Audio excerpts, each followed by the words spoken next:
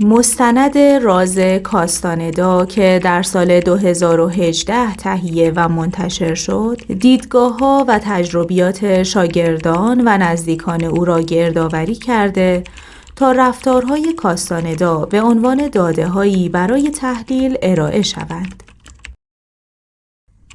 این داده‌ها توسط ناظران خارجی و افراد نزدیک به او برای هر کدام به شیوه‌های متفاوت تفسیر شده اند.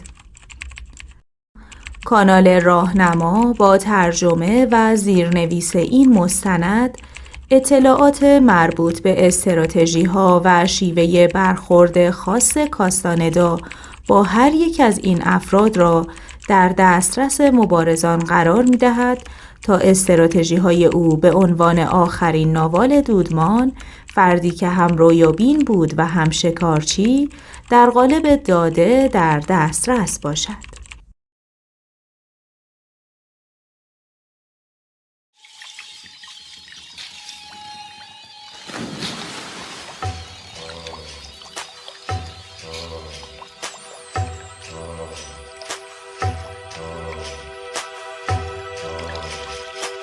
Carlos never worked with a real shaman. He worked with a sorcerer, Don Juan.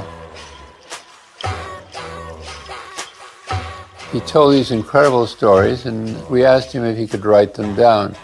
So he started writing a little bit. And he had a great sense of humor, by the way, a very funny man. We said, that's great, bring another one, and so on. So soon he had almost a book length.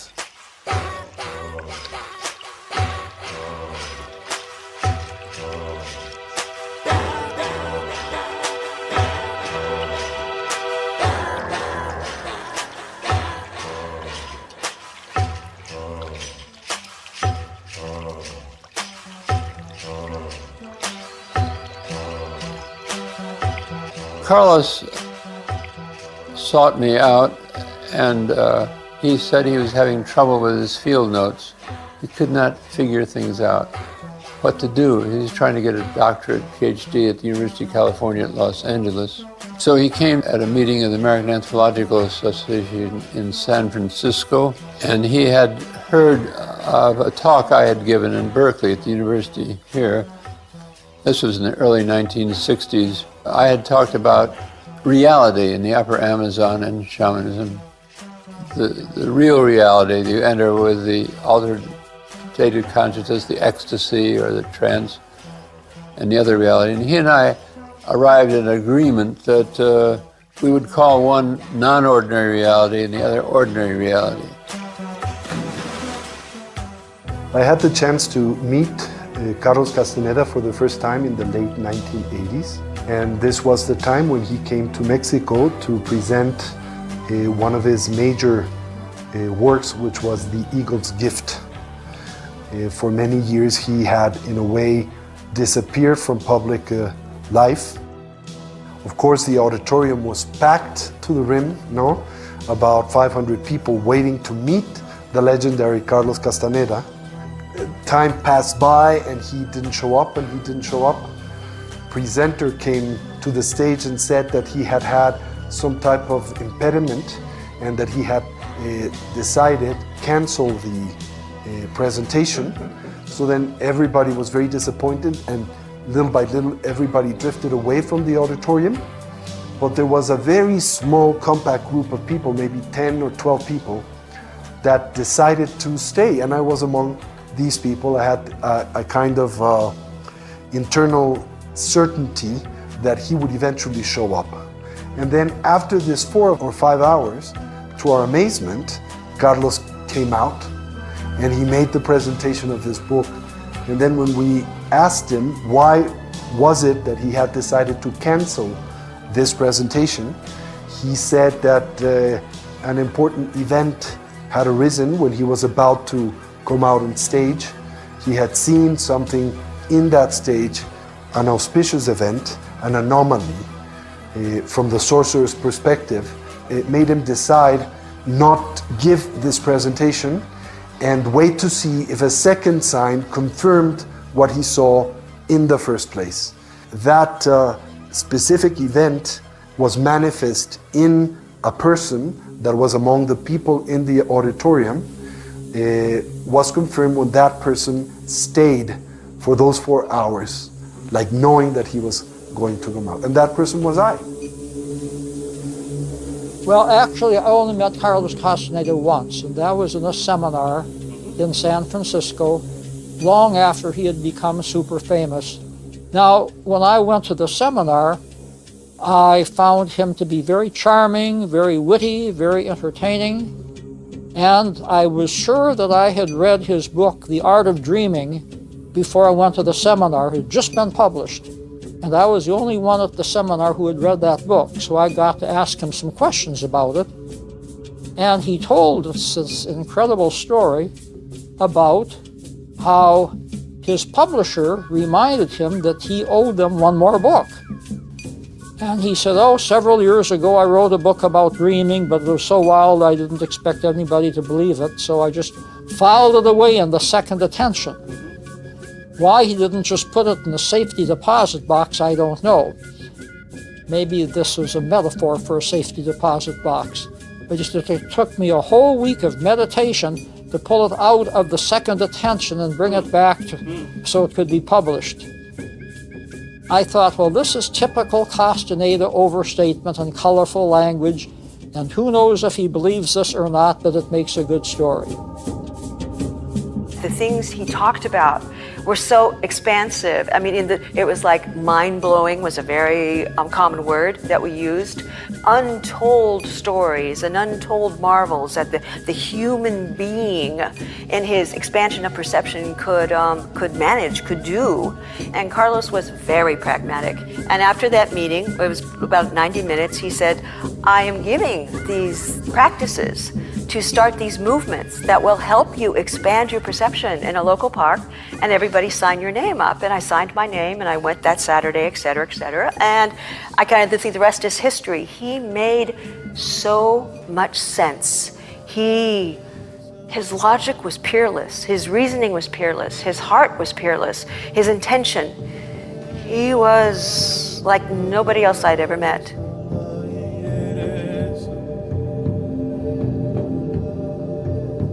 I had a chance to spend a day with him when he came to the Bay Area, and he actually specifically offered to meet with transpersonal psychologists. And then, of course, I heard a lot of stories from Michael Harner, who knew him quite well. My feeling is that he had, a lot of non-ordinary experiences. If you read his books, you know that he knows something about the subject. Now, I don't think that all those things that I described there happened, but he was also he's knowledgeable in this area. So I met him at a brunch at a house in Santa Monica, a very modest, lovely home. He was there with Florinda Donner-Grau and Taisha Abelar. I knew Taisha was with Castaneda at the party, so I said, "What do you do?" And she said, "I do what they do." The thing about Castaneda is that he was very personable, and he was one of the funniest people I've ever met in my life. I mean, he was a sublime mimic. He could mimic anyone, including myself.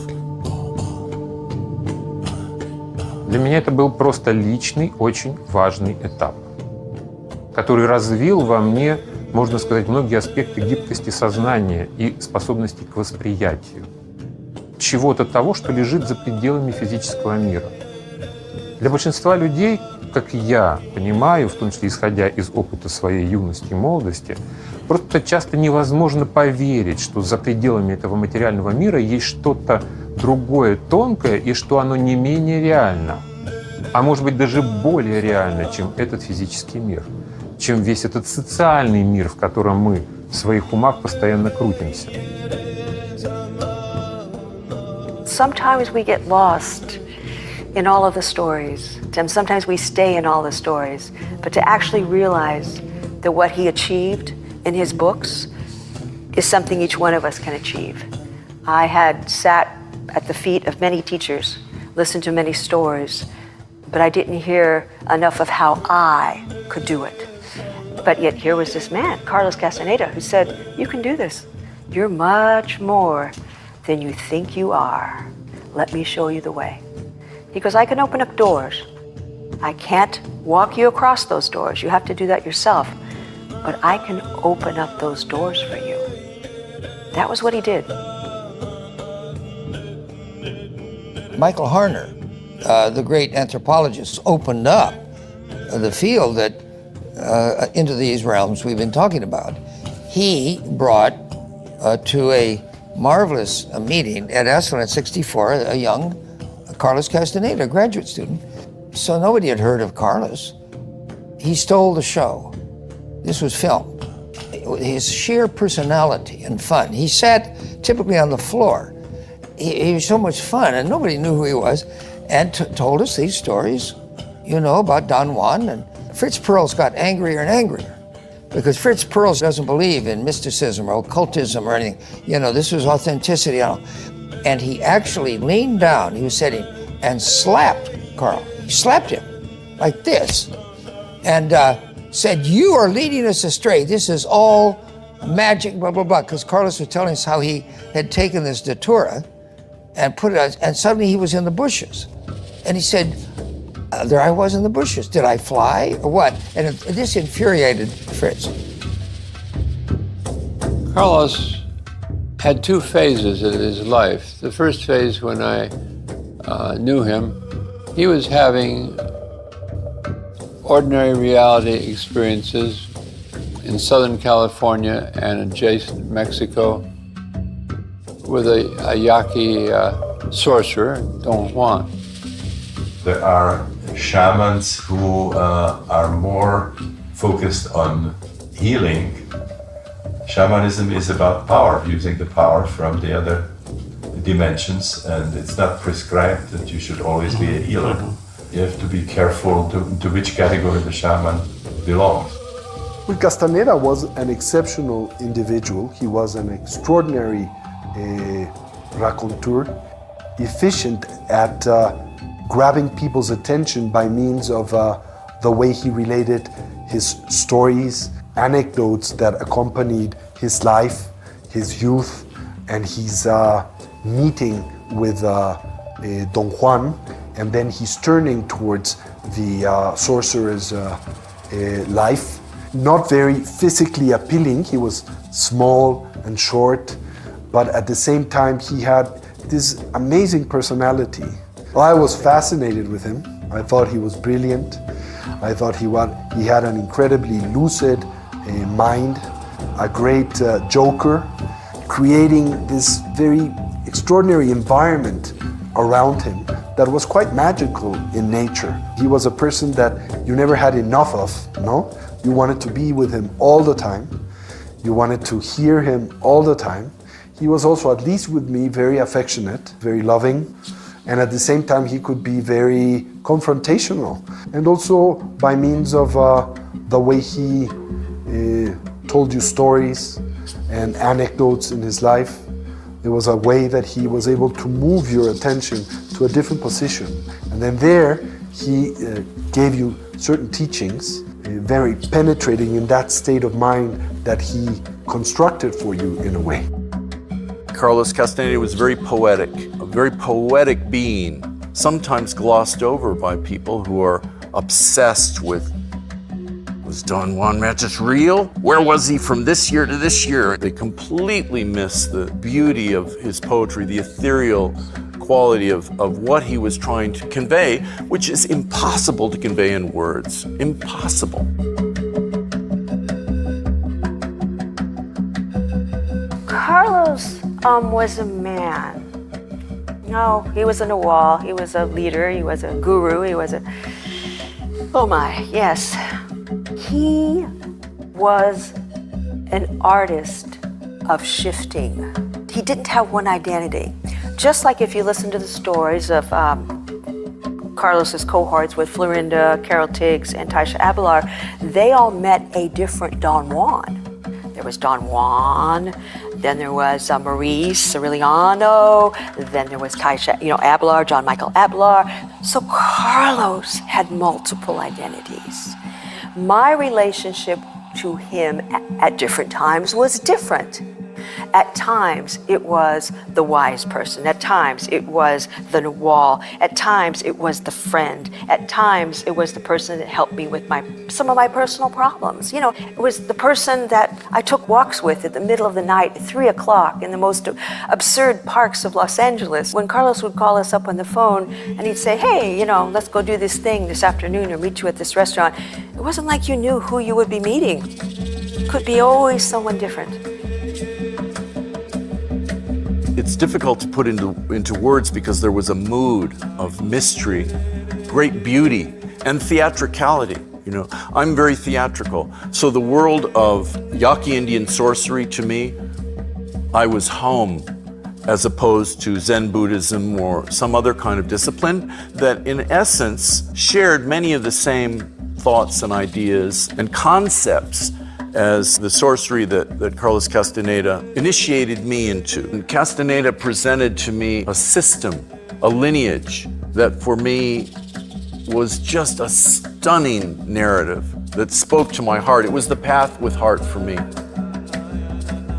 He goes, we're going to study anthropology. We're going to watch this film, could be a love story, you know, whatever.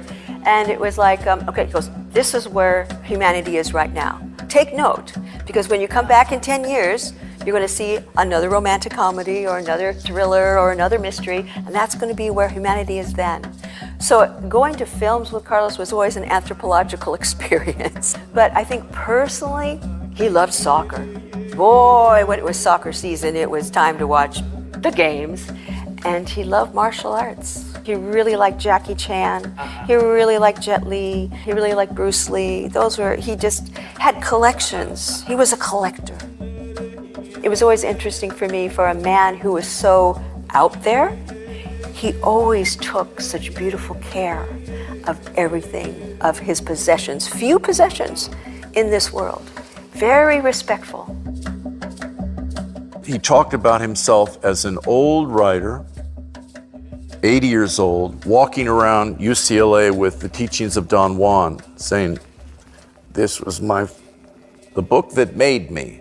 They called me the godfather of the new age. He would tell me those things to emphasize this idea that it is all temporary. What he challenged was in certain philosophical books called the preservation and maintenance of the everyday self. So he warned me not to become Mr. Hollywood, you know. Don Juan Matus used to call him, Carlos Castaneda, Mr. Nightmare. He was a great manipulator. I think from his perspective, thought that by means of always keeping everybody on their toes, compete for his approval and affection, that in this way he could weaken their ego, no?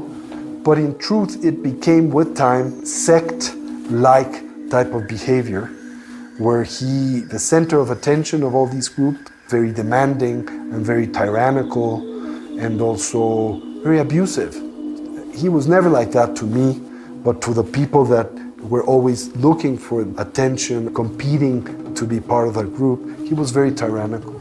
So after many years of closeness and of being able to interact with Carlos, I had seen many contradictions in the lineage and in his conduct, which doesn't deny his brilliance or his deep spirituality. It's just that after that time, I thought that there was something that was not complete there, and that was not precisely for me. An American writer, who I won't mention the name of, decided to make a career out of attacking Carlos.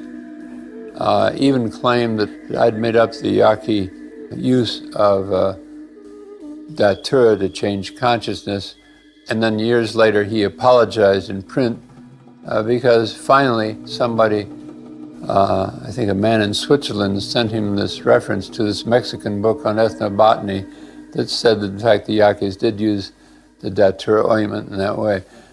But by that time I had nothing more to say to this man. So Carlos was attacked, but Carlos really didn't care. He was having a great time. Unfortunately, he died very early in his life.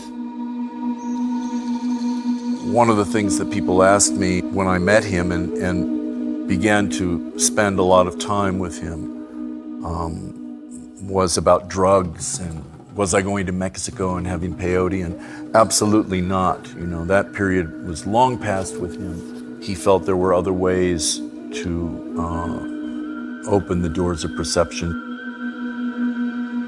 These types of psychedelic substances were only used for people whose mental and psychological structure was exceptionally rigid. When that happened, then psychoactive substances were ritually used in order to temporarily suspend the continuity of the conceptual dualistic mind. It's also important to keep in mind that the use of these types of substances or aids was also very detrimental for self-development. To begin with, because most of these substances are neurotoxic, which means that they do have a degenerate effect in the neural system. They were only used seldomly and for very particular people. I remember Carlos had a wonderful story when he met Carl Sagan. And so they were having a conversation and Sagan is saying, well, how can you prove to me? And Carlos goes, you cannot prove to me your physics. You cannot prove to me your measurements out there in the universe. I would have to enter your world. I would have to take Physics 101. I would have to understand your calculus. I would have to understand the way that you assemble that reality in order to understand what you see. The same is exactly true of my reality and what I'm saying. You would have to take Sorcery 101, enter and do the tools in order to understand what I'm talking about. The essential objective of the tradition was to generate a certain collection of circumstances, both external as well as internal, in the individual to inhibit the temporary functioning and continuity of the conceptual dualistic mind. The nature of mind, which goes beyond space and time or duality, or conceptuality, simply arises in a very natural way. In order to stabilize the essential nature of mind, the practitioner needs to develop one-pointed concentration. Then, in the Don Juan lineage, what he needed, or she needed, was personal energy. And that energy was related to our life's events, the way not only that we lead our lives moment to moment, but the way that we have led our lives in the past. So a second tool that is introduced, which is a contemplative tool that is also parallel to the Buddhist tradition, is the recapitulation. The idea of making a very conscious recollection of one's lives, and by means of that methodology, being able to point to our mental afflictions, egos, trips, all of these places where we invest an enormous amount of energy, liberating that energy, and then being able to regain the totality of oneself. Это семинар во Франкфурте. Мы стали делать достаточно длинную серию, которая была посвящена вхождению в состояние дерева. В какой-то момент я замечаю, что мои глаза как будто перестают смотреть. Мне как будто бы нечем смотреть на окружающий мир. Глаза закрылись сами собой, а тело продолжает линию движений, которые перед этим были заучены, и мое состояние глубже и глубже меняется, и что я уже не совсем человек. И мое внимание уходит в корни на многие-многие метры вглубь почвы. Я все-таки приоткрыл глаза, посмотрел расфокусированным взглядом в этот зал, и я не увидел там людей. Я увидел лес. Это действительно была коллективная практика. Это был коллективный сдвиг точки сборки. Это была настоящая магия, которую устроили руководители семинара. Это были как бы люди, но на самом деле энергетически в тот момент это были деревья. И это было абсолютно реальным переживанием, не глюком ума. Потом мы плавно вернулись в обычное, так сказать, человеческое состояние. Но сам поход в такие иные состояния, видя и переживая их энергетическую конструкцию, безусловно, давал неоценимый опыт понимания, что наше человеческое существование – это тоже всего лишь одна из конструкций. Она не идеальная, не единственная. И весь набор вариантов энергетических конструкций гораздо шире. The West Coast editor of a major publisher in New York, they got sent to the publisher and immediately, Nemozhna, impossible. So it came back to Carlus, and Carlus had to wait a few years, and then the University of California Press published it. He still had a good reputation. All right. 69 came up the highway and delivered me a copy of that first book, The Teachings of Don Juan, giving it to me, inscribed to me. And of course, he's so much fun. He's a guy you had to fall in love with right away. Totally unpretentious, but telling these stories, a vivid storyteller. I didn't read the book. So anyway, about a year later, he was suddenly a super celebrity. All of us now started reading. Okay, then the second book came out, and he told more. And the third book. Okay, to make a long story short, these stories, 7 or 8 books, they got more. And then the word came out that he was morphing from an anthropologist into a novelist.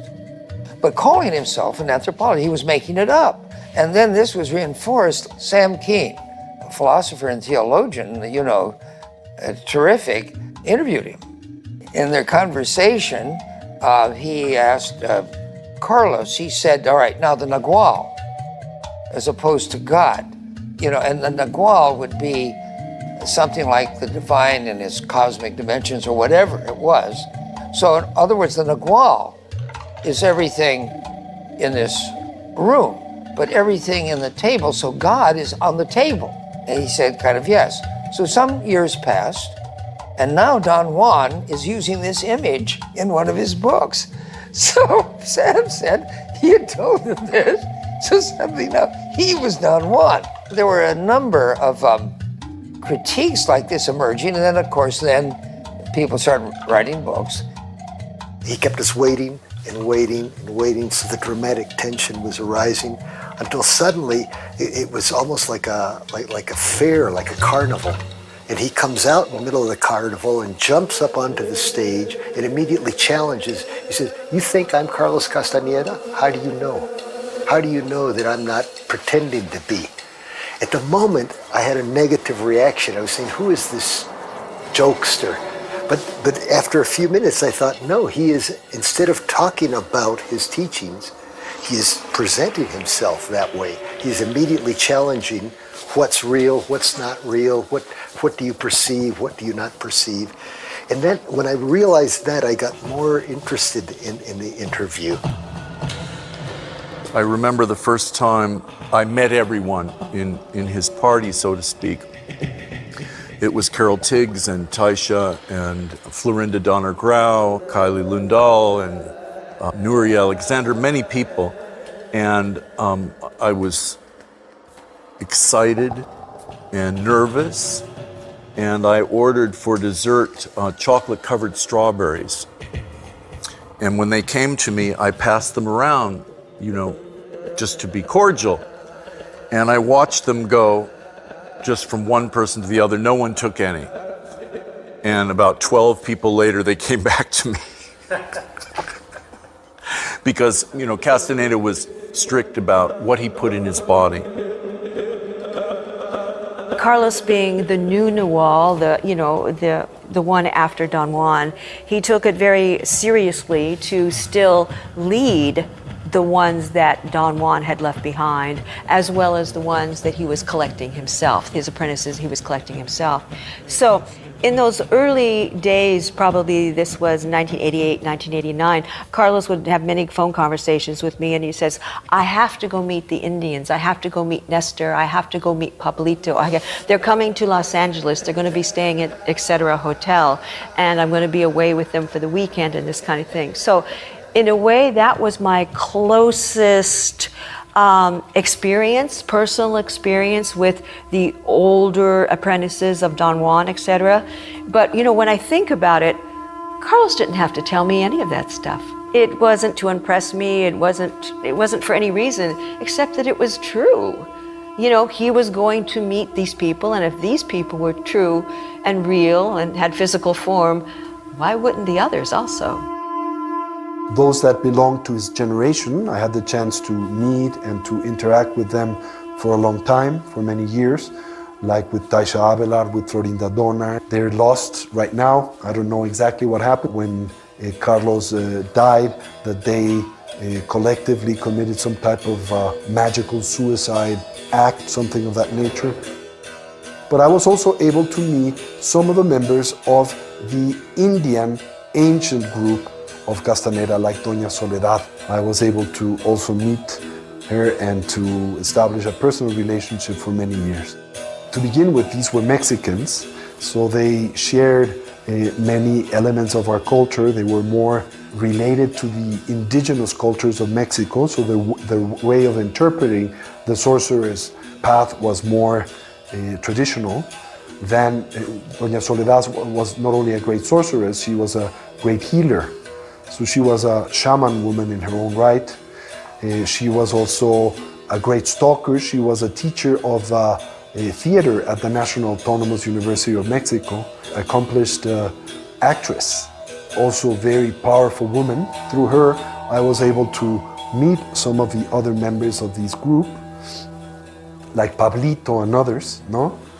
And they were very different from the new students of Castaneda, most of them American, that interpreted the sorcerer's path mostly through or by means of Castaneda and not by the teachings of the sorcerers that taught Castaneda. So there was a different feeling in these two groups, no? Very, very different. Well, after I became a Jungian analyst, I found the Castaneda book, and then I started to write about how to integrate shamanism with psychology. Yeah. So that is still today my most popular book. The Shaman's Body. Yeah, it's about almost 1 million copies. Oh, it keeps going and going and going. It's amazing. I finished it. I handed it to the publisher, and the publisher said, well, we really should check with Castaneda. And Castaneda said, no, don't publish that. Not yet. Really? Yes. Honest. Castaneda? Yeah. And then so I waited. Thank God for Castaneda. This teacher I mentioned, Ben Thompson, he died some years later after Arnie didn't publish the book. Some years later he died. He was so moved by The Death Walk, the book The Death Walk, The Shaman's Body, that he read the last chapter of The Death Walk, he read onto a recorder, and he had it played at his own funeral after he died, in his own voice.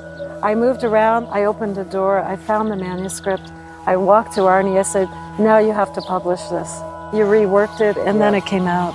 So it was very magical and amazing. Goes to show death can be a very creative act, too.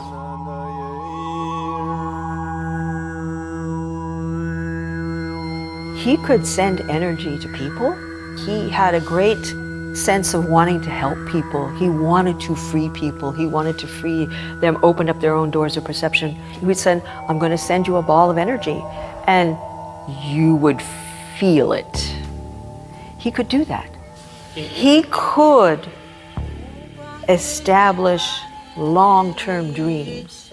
Now, following the theology or the idea that we are living in a dream, we're living in a dream of our intention, our mind, what we perceive, he could set an intention for a person. Like this person says, would want to go to school or want to go to college or become an anthropologist or become a linguist or something. And he goes, I agree with that. He goes, I'm going to help you with that. And he would set an intention and he would set a dream in motion over a course of years for that person to follow. And that person would. And that person would feel that they were buoyed up by this amazing energy that was always supporting them and always helping them. Douglas Price Williams is an anthropologist at UCLA, now retired, and he knew Castaneda, and he was very skeptical about Castaneda. And so during one of their meetings, he said, Carlos, I'd like to believe that you have these abilities, but I'd like some demonstration. And so Castaneda said, Douglas, when you get back tonight to your home, write down the name of half a dozen people and give it to somebody and then just forget about it. So when he got home, he wrote down a list of, I think it was 6 or 7 or 8 friends of his, gave it to his wife, put it in an envelope, forgot about it. Some months later, Castaneda was back in town and he phoned Douglas Price Williams and said, remember when I asked you to write that list of names? And Douglas said, oh, almost forgot about it, but the list is safe. And Castaneda said, I want you to contact each of the people on that list and ask them what they dreamed about last night. So Douglas went back and he was able to reach everybody by phone, which was an accomplishment. And incredibly, every person remembered a dream from last night. Even a person who was on an airplane who fell asleep and had a dream. More unusual than that, everybody dreamed about small animals.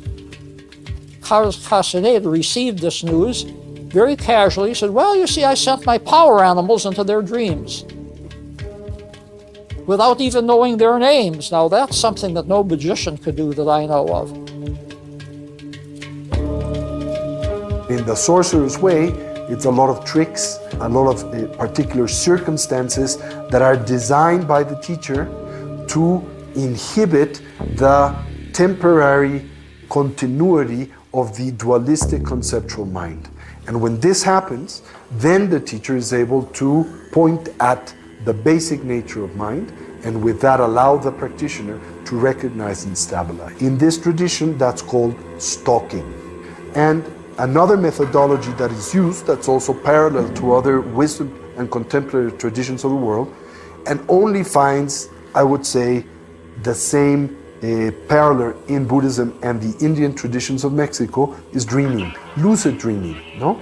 And with lucid dreaming, the idea is for the practitioner to eventually be able to recognize the illusory nature of dream appearances. Detonate lucidity in a dream and recognize the illusory nature of dream, then eventually one is able to wake up within the waking state and also recognize the illusory nature of waking appearances. And when that happens, one is able to liberate oneself from the pernicious influences appearances exert over us due to attachment and aversion, no?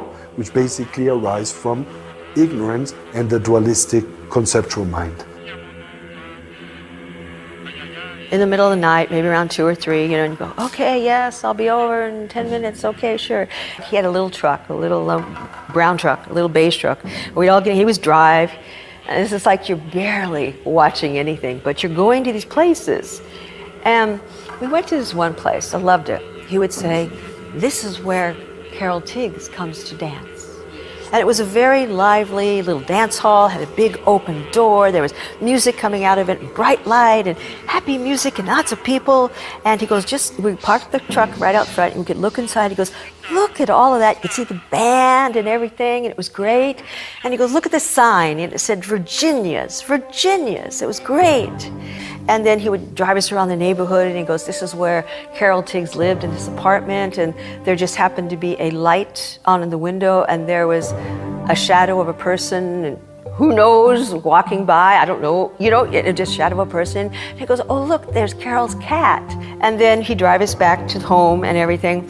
And so some of us were highly inquisitive if we could find this place ourselves the next day. So we would all band together in our own little car. And I go, okay, we went down this street, we went down this street, we went down this street. And we found this dilapidated old warehouse with this sign that was a kilter or askew. And the only thing you could make out on the sign was the big V. And that's all it was. So, magic? Yeah. He could transport you groups of people through time, different times, different dreams. Again, he was a maker of dreams.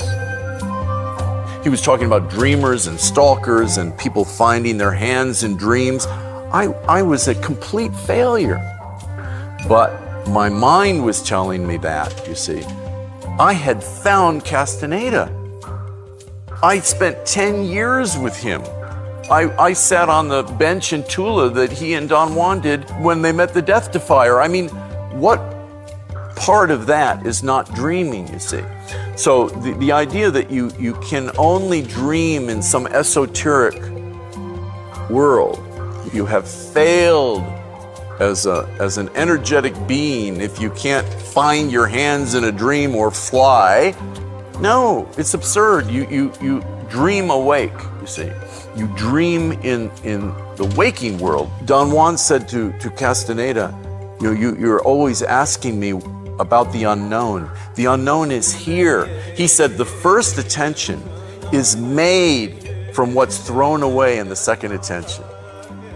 Для меня в Кастанеде было важно то, что мне нравится в суфизме, это то, что беседы происходили в кафе на бензоколонке, вот, что это не обставлено было какими-то романтическими храмами в джунглях Амазонки, где у идолов в третий глаз были вделаны драгоценные камни.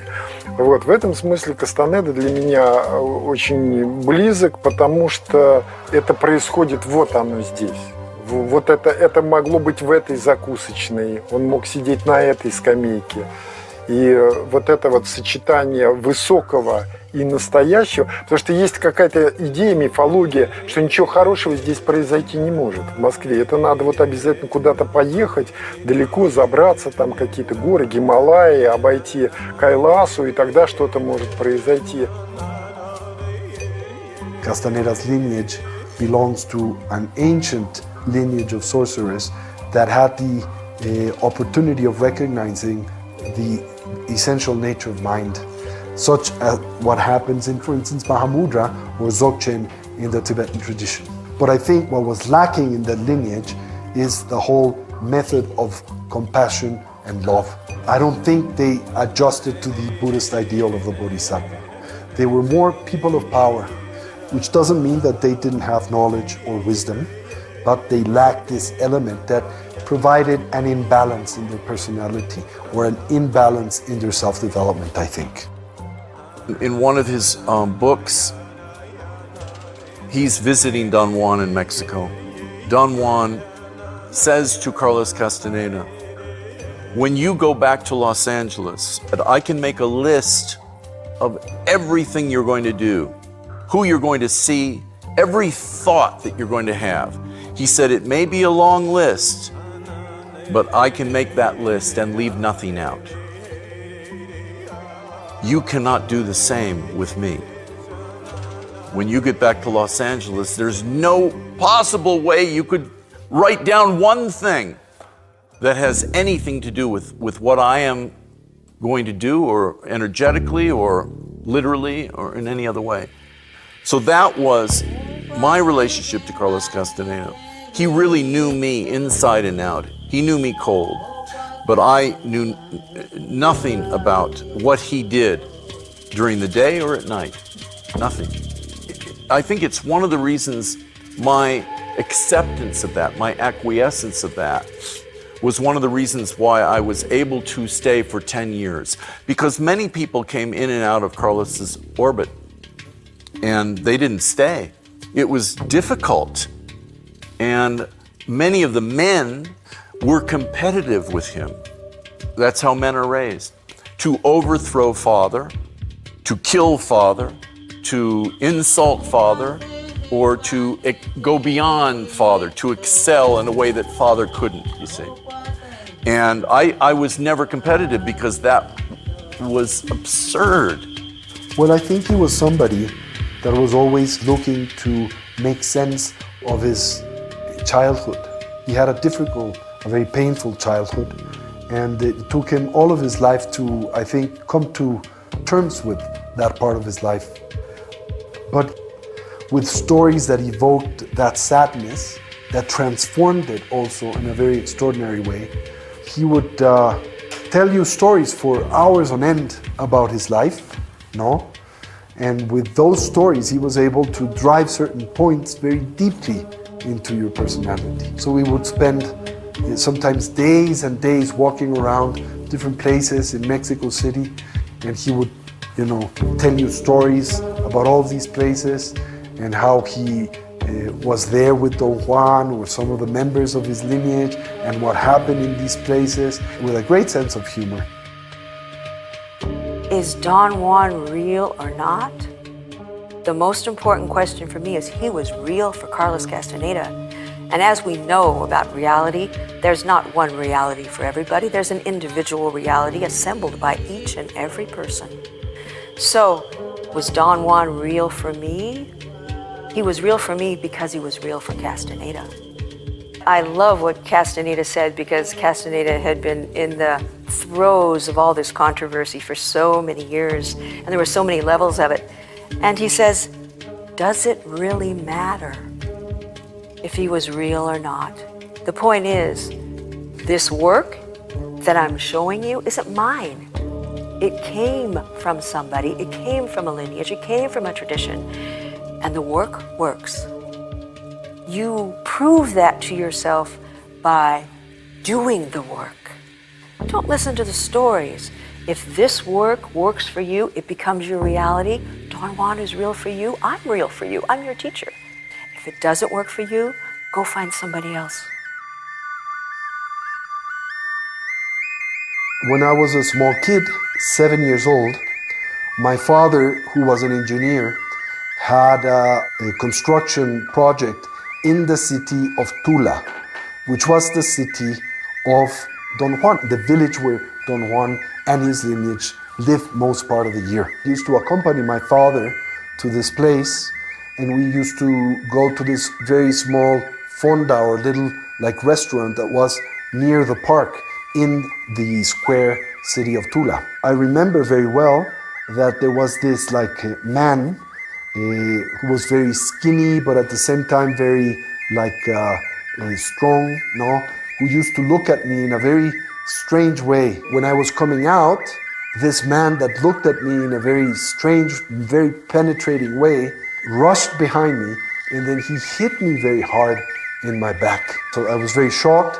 Of course, my internal dialogue stopped completely, and in a way I had a glimpse of mind's nature. And he smiled at me and he said, this is the way they will recognize you in the future. And then he left, and I never saw him again. I ran to my father. Do you think that it was Don Juan? Well, Carlos said it was Don Juan, and he was the one that marked me.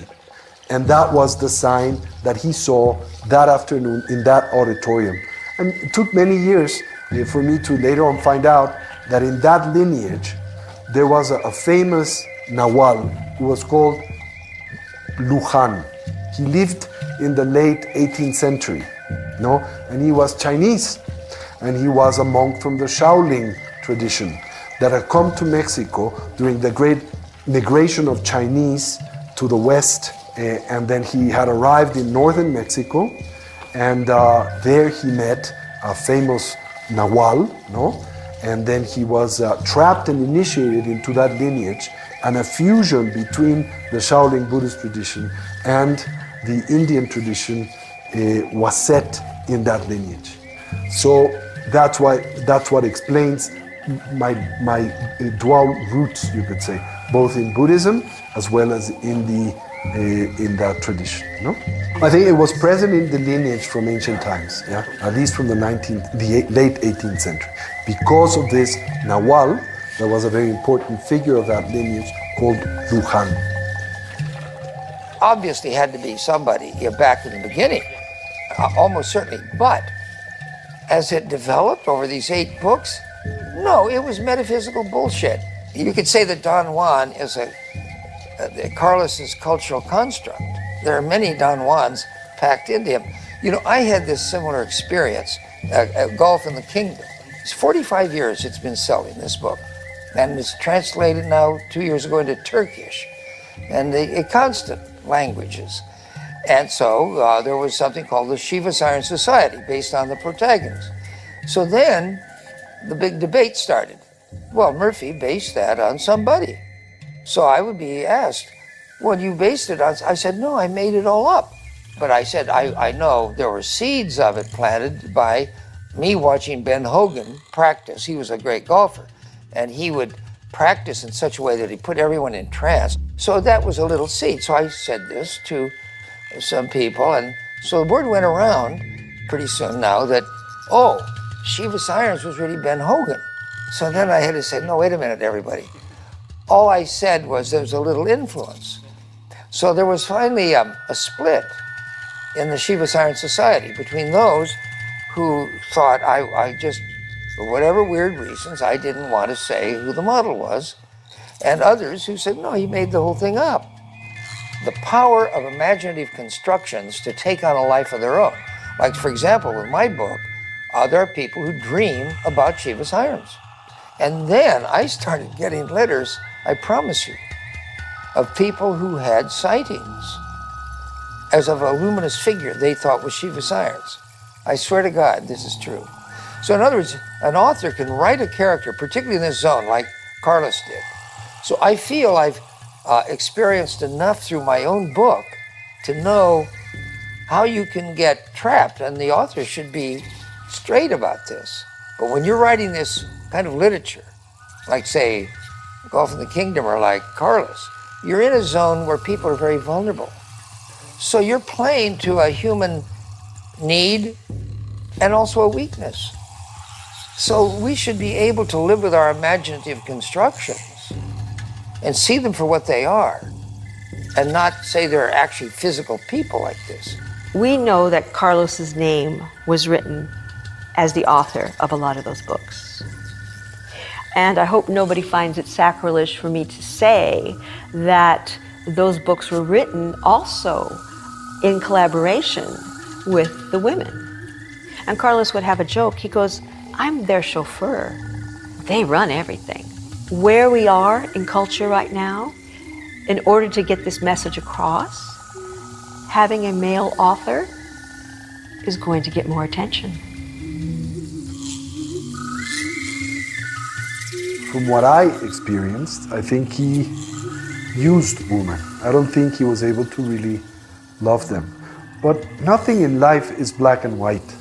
So I can also not say that he was not affectionate to these people or to the lovers that he had, that he didn't care for them or give them something in exchange. I think he did.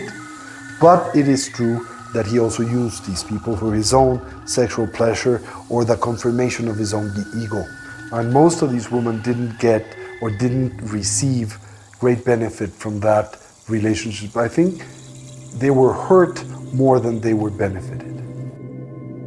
He saw what he was doing as a preparation for death, but not to achieve a peaceful death. He sort of had this image of the afterlife as being like a sort of the cosmic Western, a lot of evil entities, and he has to be sort of prepared and strong. He didn't see death as an interesting journey. He saw it as a battle that he's going into. He knew that he would be dying soon. He would be leaving soon. So when I was in the last 10 years of his life, he always had a saying, choose your battles. Where are you going to put your energy today, Chola? And so it was like, he goes, am I going to put it with the sex, or am I going to put it with this? So with me, It was about putting it over here. And I have to say, in being able to teach tensegrity to thousands of practitioners, or the Kárlós's way, the warrior's way to thousands of practitioners, all of whom I have not had sex with, I have the closest relationship to them, closer than to anyone I've ever had in the past.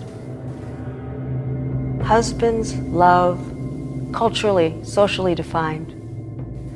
Expansion of reality, sharing an expansion of reality has no limitation and has no definition. It is something truly magical when you meet heart to heart, consciousness to consciousness with someone, shared intention, and you're exploring the great unknown.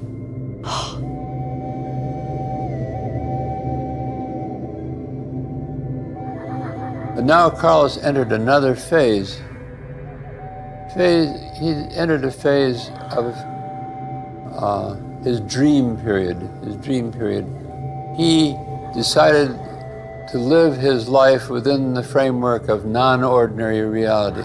Things he experienced and he wrote about would be reinterpreted in terms of non-ordinary reality. For example, if he had a bad week or a good week, then at the end of the week, he and a few women that were now his students would reanalyze the week in terms of non-ordinary reality, what really happened. And to me, that was a mistake because he got disconnected from the other reality.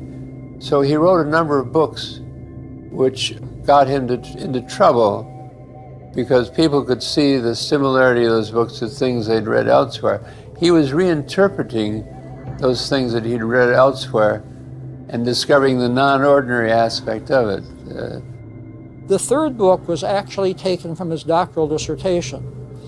And I've talked with many people who know Castaneda better than I do, and they tell me that everything after the third book is very speculative, because by that time he had an audience and he had to write for that audience, and at that time he might have very likely drawn from his imagination, from his dreams, from his, shall we say, borderline states of consciousness.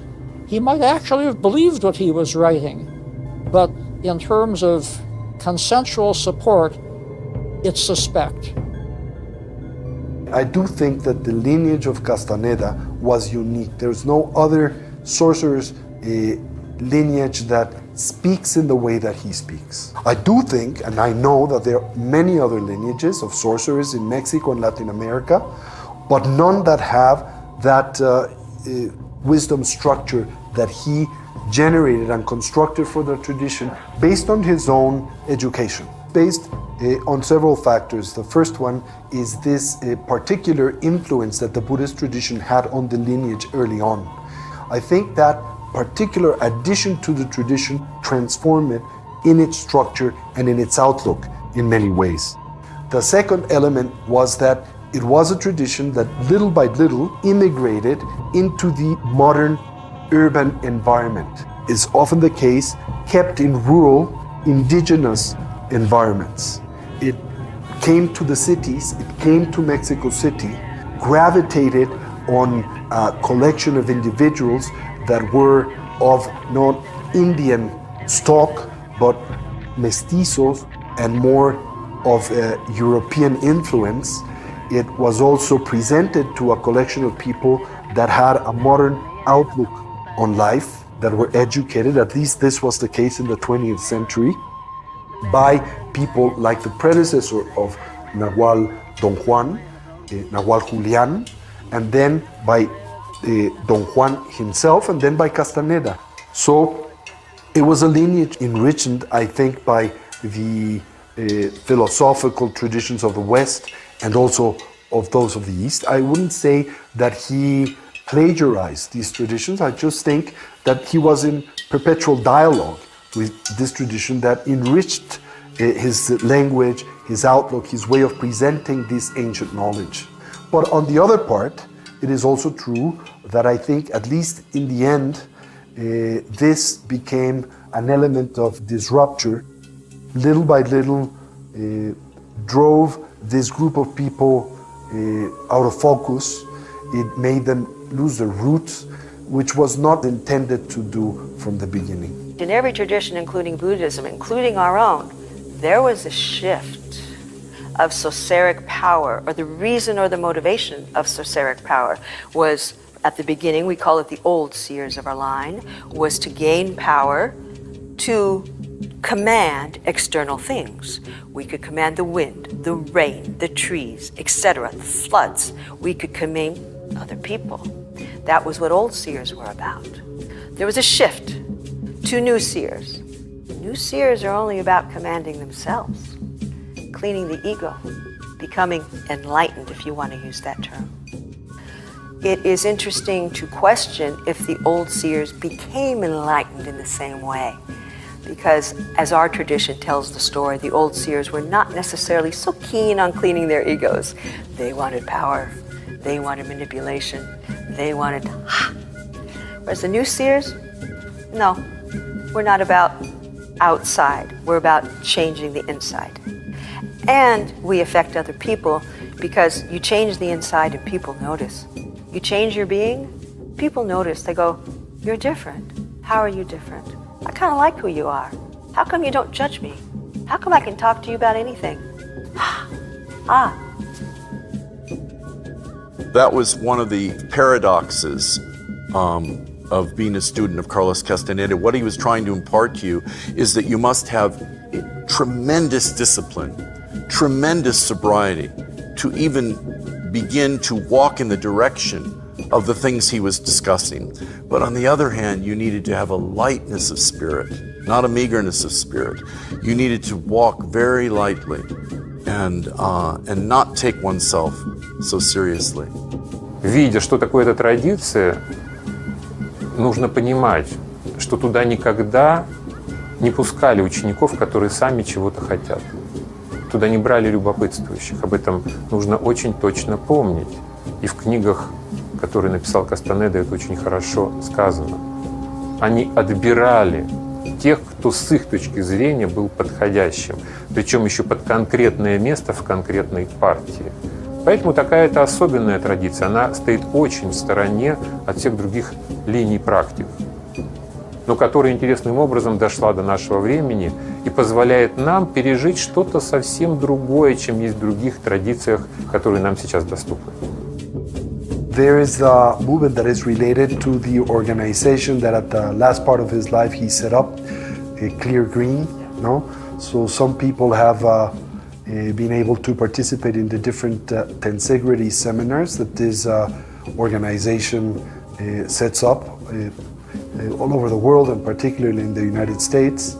And there's still some people that practice tensegrity and identify that as the main spiritual training related to Castaneda's lineage, which is not. No? In truth, tensegrity was a concoction that he elaborated based on the teachings that he received from his Kung Fu teacher, Howard Lee, and then he simply adapted that type of Kung Fu to his own needs. He designed his own style of Kung Fu, I think directed at strengthening his health, which was ailing at that time from pancreatic cancer. No? And he was able to, for some time, prolong his life by means not only of his diet or medical treatments that he subjected himself to, but also by means of this type of exercise regime.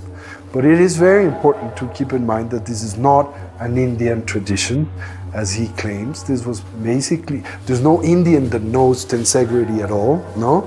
Or something similar to that.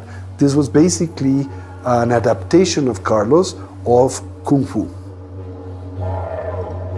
The revamping of the tools does not sever the energy of them, the impact of them.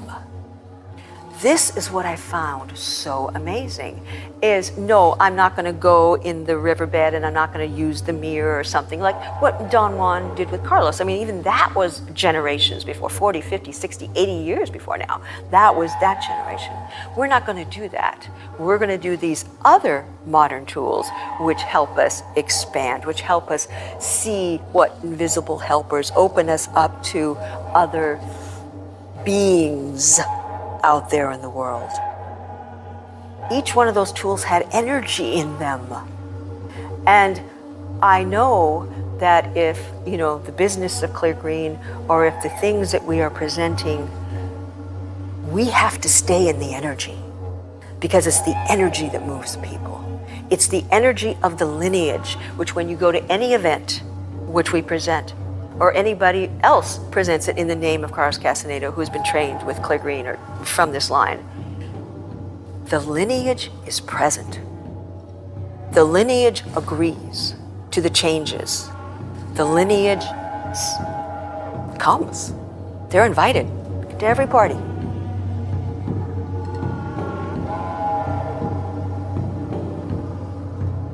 At the end of his life, he was bitter that his anthropology wasn't appreciated.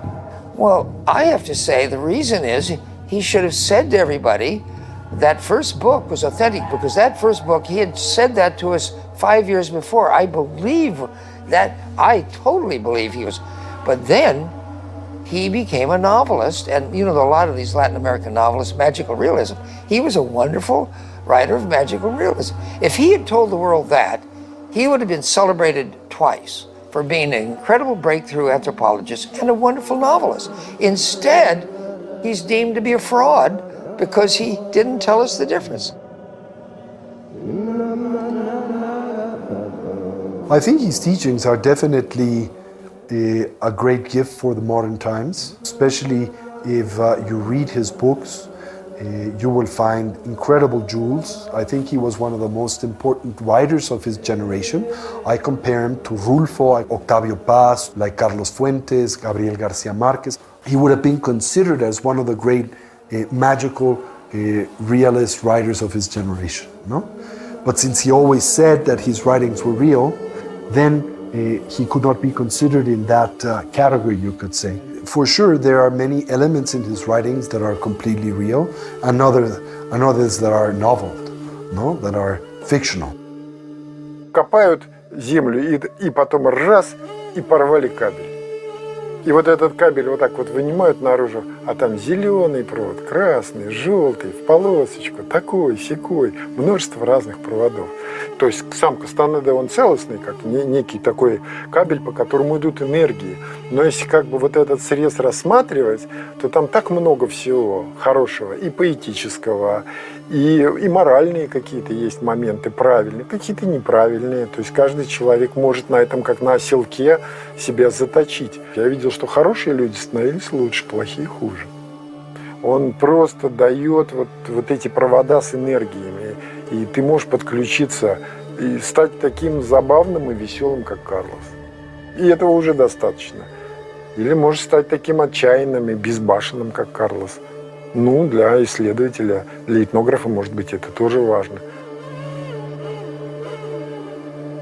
Carlos once told me that he saw in Los Angeles on a freeway, on a bridge over the freeway, a saying he liked very much.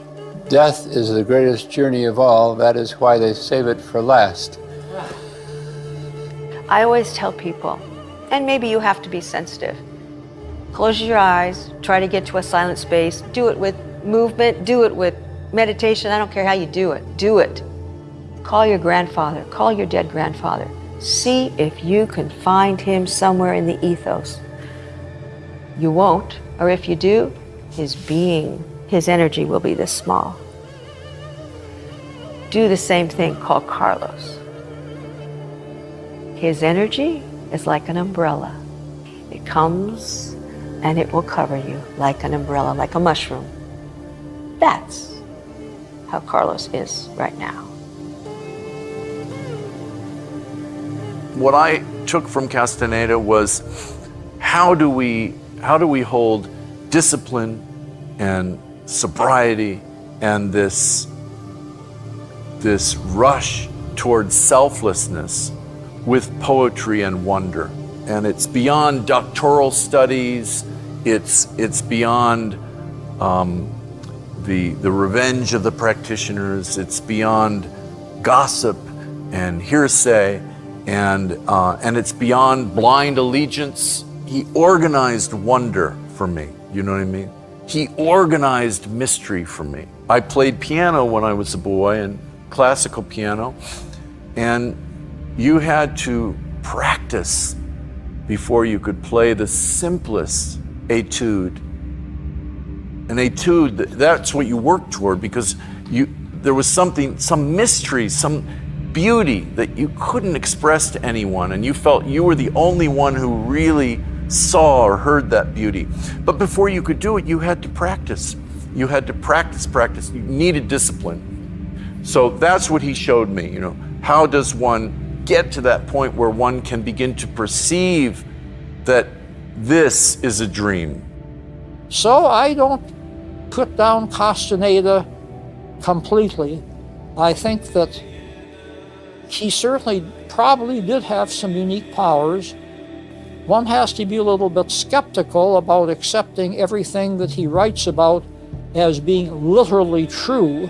But like I say, we have to give him credit for opening up a field and attracting people to a more, shall we say, a more serious, disciplined, rigorous study of transpersonal experience. Была или не была эта история в реальности, не имеет никакого значения. Ценность этих книг невозможно преувеличить. И всем рекомендую их обнаружить в своей жизни. Это книги, которые, в отличие от многих других книг об эзотерике или духовном развитии, насыщены реальной силой. Само чтение этих текстов, как их изложил Кастанеда, является практикой. Если их читать не как беллетристику, относясь к ним по-настоящему серьезно, представляя себя на месте этого самого Кастанеды в этих самых практиках, переживаниях, диалогах с Доном Хуаном и глубоко переживая эти мысли, эти потрясающие идеи, которые излагал Дон Хуан. During the years that I had the chance to sustain this very close, affectionate relationship with Carlos Castaneda, that he was definitely one of the most powerful and important and transcendental influences in my life.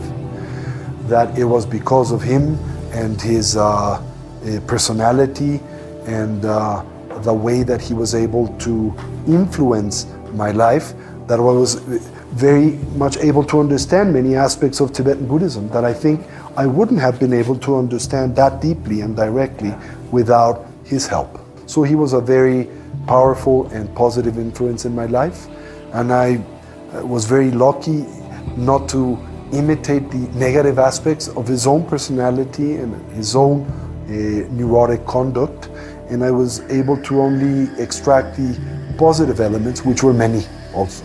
No? His amazing goodwill, his amazing heart, his amazing largesse, his amazing wanting to help. He would always talk to us about how he felt that Don Juan had given him such a gift, and that he didn't want to leave this world without giving the gift or showing the gift or demonstrating the gift to others and leaving the gift behind.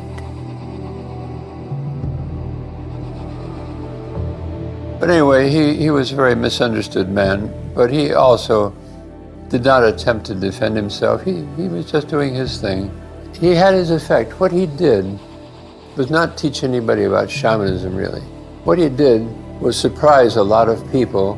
A barefoot Mexican Indian could challenge the greatest philosophies of France and Europe.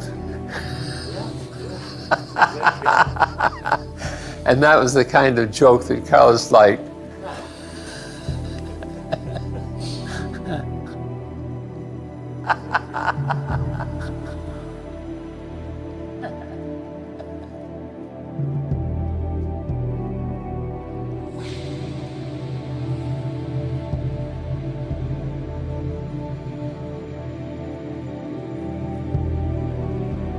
one's very versed in what we, the Europeans, stand for.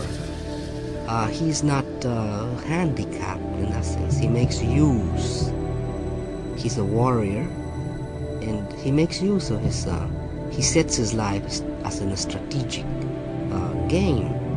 He makes use of everything that he can. He's very versed in that.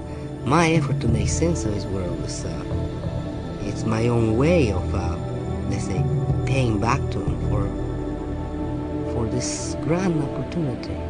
I think, if I don't make the effort to render his world as a coherent phenomena, he'll go by the way it has for hundreds of years as a nonsensical activity. When it is not nonsensical, it's not fraudulent, it's a very serious endeavor.